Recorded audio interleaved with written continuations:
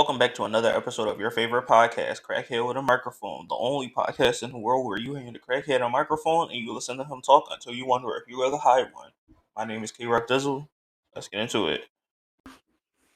Alright, so I want to know, do y'all go on vacations? Like, how many of y'all really go on vacation, somewhere every single year? And y'all go somewhere extravagant? I'm gonna just be honest. I flew for the first time this past year. I went with my girlfriend and her family. We flew to Orlando, and I had never been on a super crazy vacation. Like my family, we went to the beach and stuff because that's like a 30-minute drive from where we are. You just cross the bridge to Jersey, UNAC. So we went to the beach and stuff. We've gone to some places, but we never flown. I had never been on a plane before this. I've always gone places to visit my family. My cousin lives in Virginia. I had a elderly relative that lived in North Carolina, so I went there. I never did a trip to this scale. And this trip was kind of wild. First of all, like I said, I had never flown before. So I was already scared. I was scared of the TSA.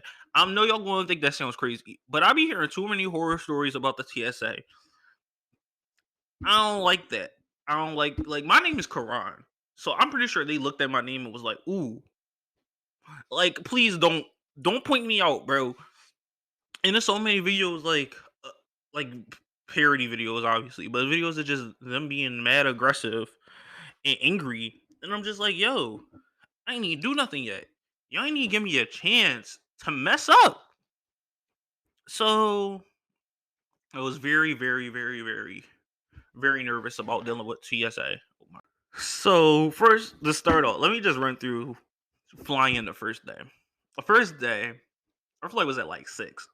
I think our flight was scheduled for 6 a.m., something like that. Boy, that was not a good idea because we arrived at the airport. I had everything, and I was just stressed. I'm sitting there okay, at least at 6 a.m. Nobody gonna be there. We'll get through TSA. It's gonna be chilling. Airport's full. No, I'm. This is my problem. This was my problem for most of the trip. I was thinking of the airport how I usually think of normal public transportation, like the bus or the train. Like my logic, it's oh, it's 6 a.m. Ain't nobody on the bus yet. Ain't nobody on the train yet. Ain't nobody on a plane yet. No, everybody's on the fucking plane, bro. Plane is full, which boggles my mind, bro. But we won't talk about that later. So 6 a.m. we pull up. Me and my girl, we get there before the rest of her family. Then they get there. We all pull up, weigh our luggage and everything. Solid, solid, solid. Step one that messed me up. Shorty took our bag and just chucked it on the fucking conveyor belt, bro. She did not place that joint gently whatsoever. If there was any glass in anybody's suitcase that day, it was broke. It was at that moment when I said I'm glad I did not bring my PlayStation because that shit would have been broke. She did not have to huck the fucking bag like that. She was trying out to be on the She-Hulk show on Disney Plus. I don't understand what could possess her to throw that bag like that. I don't know if she was mad. I don't know if that's her workout for the day. But she was just type. Yeet. Hello? And then my bag just goes away through the terminal and stuff. I'm like, that's suspicious. But whatever. So she throws the bag on the conveyor belt. No, we still got our little handheld bag. It wasn't a carry-on. It was just a small type of bag. Sitting on a seat with us. It had our Switch because I was not going to be on a flight with nothing to do but download the music. That was just no. I'm playing Smash on this plane. So we get to the actual TSA. It's 4 stages of security. I'm like, yo, what do you need 4 stages for? Y'all got 4 different X-rays, a joint for me. I gotta take all my shoes off. My mom had warned me before. She was like, wear slides so you can take your shoes off easy. I was like, all right, bet. But come on, y'all made me take my shoes off 2 different times. Y'all, it just seemed like a long process to catch nothing. Cause y'all not catching anything. No one's making it through here with a strap. That's just a fact. But like, how many people are really trying to bring straps on planes? Once again, I don't know the statistic, but like, it seemed like a lot of hoopla. It seemed like theatrics.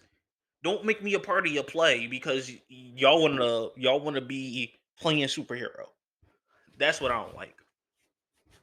So we get through TSA and like they mad aggressive. They yelling about some get through, get through, get through. At one point, I stood in the X-ray machine and my feet bigger than like the joint, the little foot like things on the floor that tell you where to put your feet. My feet bigger than that. So they like put your foot on the joint. I'm like, my foot is on the joint. They're like, no, no, it's on wrong. I'm like, what do you mean? No matter how I put my foot won't cover it. They're like, whatever, whatever. Put your hands up. You gotta put your hands just like the diagram. I'm like, all right, bro. Before that, when I had put my bag on the joint, Shorty was yelling. She's like, what's in the bag? What's in the bag? I'm like, shoes and a switch. You got a switch? Yeah. Put the switch in the bin. Okay, like once again, I've never done this before, so I don't know what goes in the bin. Like I put all my stuff in my pocket in the bin because, like, obviously my keys, my phone, all that. That a switch guy go in the bin? What the switch guy? I'm like, you need the controllers too? No! Why are you yelling at me, yo?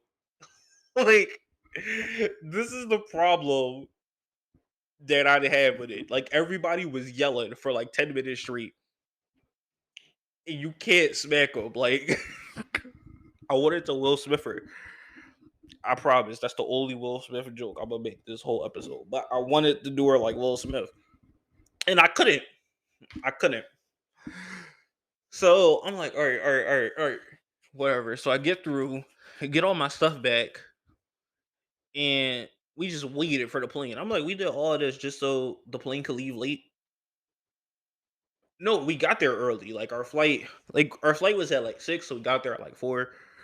But like our plane didn't even leave till like 6:30. So I'm like, yo, you rushed us through all that, and then y'all got the gall to be late. Kind of crazy to me, bro. So we get there, everybody starts pulling up to like the area. We start boarding the plane. The bridge to get on the plane is long. I did not realize the bridge to get on the plane would be as long as it was. This is what killed me. Everybody was going from Philadelphia to Orlando on that date at 6 o'clock a.m. Why? That is my one question. Why? Like, I get why our group was going to Orlando at 6 o'clock a.m. on that specific date, and I get why some other people might be going, but the plane had like the plane was full. I did not expect that plane to be full. Like I said, I was thinking about it too much in like bus context. Like, oh, it's 6 a.m. No one's here yet. No, everyone was here except for like the food court workers. They weren't there. Struggle to find breakfast, but whatever. So that was getting there. Then we landed, which was cool. Then the Orlando airport had the nerve to have a. The Orlando airport is so big, you got to catch a train from the plane part to the part where you pick up your luggage. What? First of all, y'all built the train inside the airport. Second, why I gotta take a hike to get my luggage? It wasn't making any type of sense in my mind because what didn't make any sense. But eventually, we all got our bags and we left. That was my first time flying, and then my first time flying back home was it was better because I knew what to expect, but it was also not better because once again it was full, and it was even worse because it was the Orlando airport, which was just hectic. Because I get why everyone's trying to leave Orlando. Everyone came here for vacation. Everyone has to go back because school's starting, and I seen too many kids. So I'm like, all right, bro. I get why everyone's at Orlando trying to go back somewhere. Then every plane was delayed by like an hour. I'm like, what happened here? TSA must have not did their job right or something. I don't know. I don't know. I just don't like I said, I don't understand the theatrics of what they do. Well, not the theatrics, but I don't understand why it all feels like theatrics. It feels like they're putting on a show. Like if y'all want to put on a show, go join theater. Um, but while that was my only time flying, it wasn't my only weird time going from place to place. Because, like I said, I've gone plenty of places: bus, train, car, all that. Yeah, almost said automobile. Like car and automobile are the same thing. Um, one of the most noteworthy experiences I had was traveling to Jersey.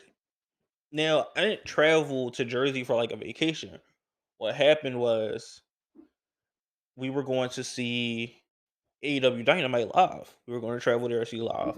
It was in the Prudential Center in New Jersey. So it was in Newark, New Jersey. So we're like, okay, we'll just get off of work, meet up at the Greyhound after work. Bus went straight to Newark, right? So we both pull up. Boom, we're at the Greyhound station.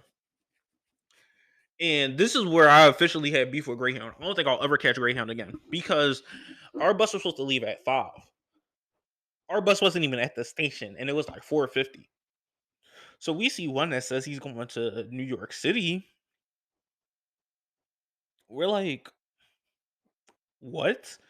So we at, but I keep stuttering. We see one that's going to New York City, and we're like, let's ask him. So we ask him. We're like, you know where the bus to Newark is? And he's like, no, that bus not coming. You gotta get your tickets changed. What? He's like, yeah, go to the information desk and get your ticket changed. But hurry up because I leave in 10 minutes. What? Oh my god. I'm like, yo, what? Okay, so we go to information desk. We're like, hey, boy just told us that the Newark bus not coming. No, getting to the information desk was hard because every single information desk was taken up. And the people that were there did not speak English. So it was like they were having trouble communicating with each other, trying to figure out what they wanted to say. And we're standing here like, dang, this gonna take more than 10 minutes.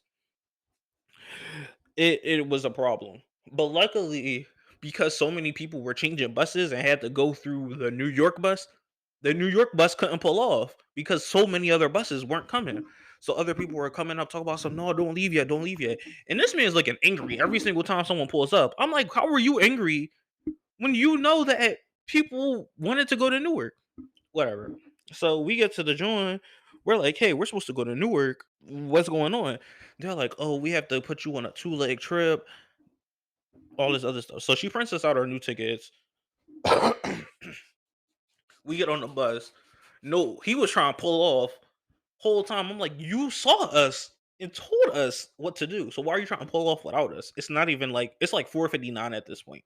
Like we had just made it in time. So we get on the bus. We get to the get to the New York station. We get to New York station, go to the gate it says to go to. We're like, hey, we're trying to go to Newark. He's like, I don't leave till 8. It's like 7, and our show starts at 8. I'm like, what do you mean you don't leave till 8? I got the information right here. He's like, no, that's not me. So now we gotta go to the information desk in New York. I'm like, yo, this bus says it says this bus leaves at this time. Where's like why is it not leave? Why is he talking about 8? They're like, oh no, that gate over there. I'm like, why they print the wrong gate on the ticket? So we finally get to that bus, get to Newark. That was, I'm gonna be honest, I'm surprised we got to the show on time. Like, we left home at like 5. No, we was only supposed to be on buses for like 2.5 hours, but we had to go all the way to New York City to then go back into Jersey. I don't even know how the bus drivers pulled that one off, but we got there on time. And then we didn't come back to Philly till like 2 in the morning. So I'm never messing with Greyhound again because that was just too stressful of an experience for something I paid money for. Like, pay way too much money for you to tell me, oh yeah, we'll take you there and take you home at these times, and then just fail on every single front. But that was my second experience with Greyhound. My first one wasn't bad, but I was younger and it was years ago. So that was One time we went to stay at this whole we stayed at this hotel in New Jersey, and Bull tried to finesse us. No, we paid for the joint, right? We paid for it. We had the receipt and everything. We catch the bus to Jersey. We go to the motel. We like, oh yeah, we have our room. They're like, right. The was like, yeah, yeah. They're like some, I don't know. He said something like, oh, you have to make a reservation. We're like, we already made a reservation. We show him the information. He's like, oh, what card did you use? We're like, this card. He's like, let me see the card. Then he just kind of casually is like, yeah, it's going to charge you again. We're like, what do you mean charge us again? He's like, it didn't go through. I'm like, if it didn't go through, then how we got a receipt? And they took the money from our account. Once again, don't make sense. And he's like, what do you mean? So we show it's like, this is the money that it took from the account. Don't sit here and say it didn't go through when there's no money in my account. That's dead. So now he's looking at us angry. Like, how you angry at us that you tried to scam us? So he's looking at us mad. So then he types in some more information and calls the manager, and the manager's, oh, let me see, let me see. Like, do you have a room or not? Like, if not, give us the money back. Simple as that. They gave us the room. But that was shady. Then there was the time we stayed in New York, bro. The time we visited New York was the funniest. This is the funniest shit ever, bro. We pull up to the hotel, right? We pull up to the hotel. This hotel looks shady as hell, bro. This whole this hotel was like across the street from a poppy store on like a regular. This looked like a apartment building. Like this did not look like no hotel. So we pull up, walk inside, and on the front desk, the hotel got like hourly rates. What? I'm like, what? Who's coming to a hotel for an hour? Like something's not right here. Like my spidey senses is tingling. So I'm like, this is odd, but whatever. Then I see these two girls walk in, and they're like, they're dressed kind of scandalous, but whatever. I showed these be. So we go up to a lady at the front. We're like, hey, we're here for our room. She's like, oh, we don't have no rooms available. We're like, but we reserved a room. Her face looks shook. She's like, wait, you reserved a room? We're like, yeah. Once again, we show her the information. She's like, oh, give me like 10 minutes. Like, I don't know what type of like, I suspect what she was on, but I don't understand. Like, she turned into like a super spy so quick, just typing crazy. She's like, yeah, your room will be ready in a few minutes. They gotta clean it. You can sit right there. I'm like, okay. Once again, something's off, but I'm not sure what. So we go sit down. A few more people are like walking in and out, and they're all couples, but they all look like kind of suspicious. So then that's when she's like, "Oh, your room is ready," and she starts giving us the key and everything. And she oh, she's giving us the key and everything. And then this lady comes up and is like, "Oh, hey, I called earlier about my friend. Like, is he here?" Like, wink, wink, nudge, nudge type energy. And she's like, "Oh yeah, he's right upstairs in this room." She's like, "Oh, great, thanks. You two have fun." And then it goes up the elevator. I'm like, so I'm looking at my girl. She's looking at me. She hands us the key. We get in the elevator. We go upstairs, and the first thing we both say is, "I think we in a brothel." It was like I'm grateful that I watched Blue's Clues as a child because this is genuinely what it felt like. It felt like if I took a notebook and like wrote everything down. Hmm. Sit down and you think and share and think like the clues added together, my nigga.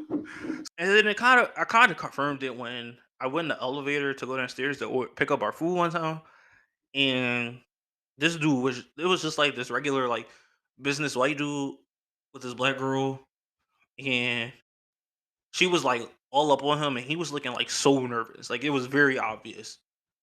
that he was nervous about what was about to happen. Like, I almost want to look at it and be like, "Hey, yo, first time," which makes sense because why you got hourly rates posted here? And then every time we left the hotel to like go somewhere, the lady at the front would be like, "Oh, y'all checking out?" No.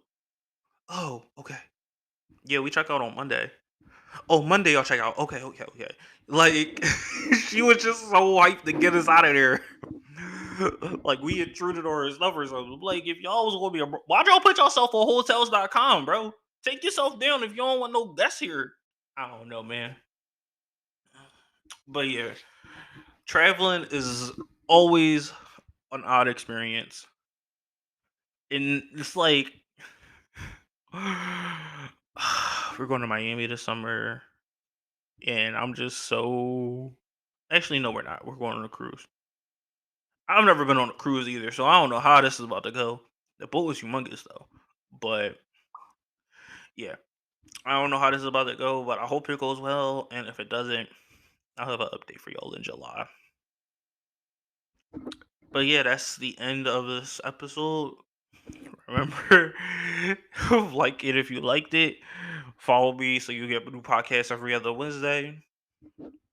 Out.